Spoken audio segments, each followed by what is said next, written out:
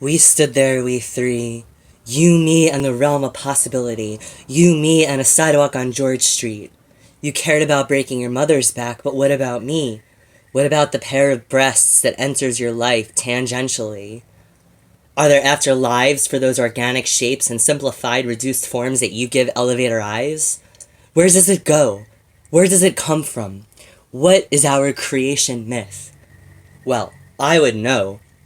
Because when I cried out to God for help, I was not turned into amethyst. I would know because I made you.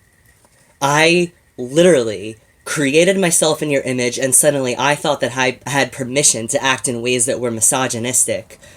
That's why I could go up to my female coworker and say in a voice haughty and proud, "Hey, guess what? I get to call you Toots now."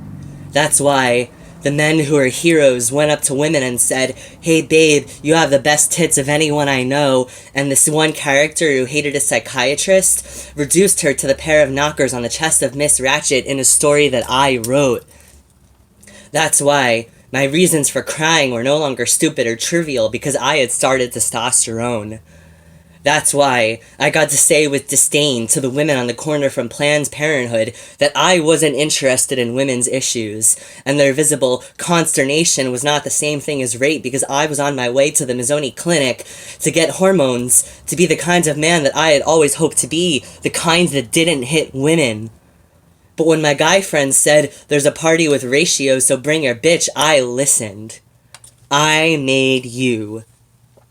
I know what it's like to walk down the street and men to say hi to me as an equal, as if they were drawn by Disney on acid, when their smiles did not reach across my lap and paralyze me like a seatbelt fastened. I have been one acquainted with the night. I have walked down that exact same street in a dress, and I have passed the watchman on his beat and dropped my eyes, unwilling to explain, unwilling to be me. O luminary clock against the sky proclaims the time is neither wrong nor right, because I was in the wrong body. It wasn't about the sun or the stars, it was about the Wingardium Leviosa as you stared with your cock. And I know what it's like to be the object and the person who assigns it value. I know what it's like to be the ideal form and then to be Plato. I know what it's like to be studied by pupils for years to come, and also to be feared but for no one to hate you. I know what it's like to be the object, to be harassed, followed, threatened, assaulted, sexualized, to carry knives, and then plate tectonics digs that spectrum like a strap-on. I made you. You're like the straight man in the gay men will marry your girlfriend's video. You don't know the difference between hummus and baba ganoush. You are a joke.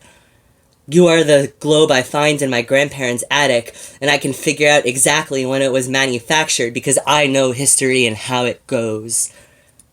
I get to be this, and I get to be those.